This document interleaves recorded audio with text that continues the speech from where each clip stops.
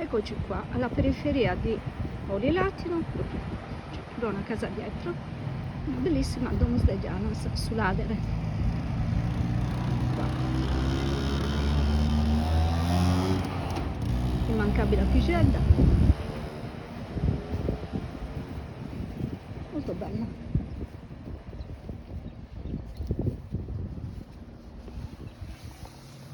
E qua una graziosa.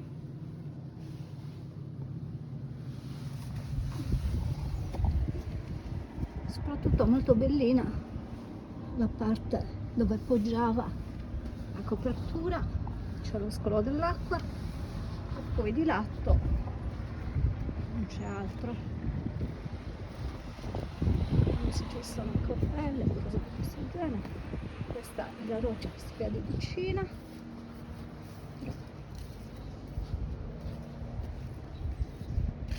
E qua c'è qualcosa di lavorato.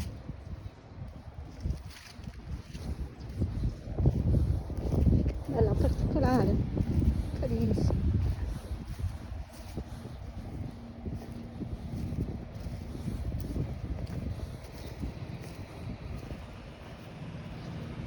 Questo sì, il cappello potrebbe essere qua sopra.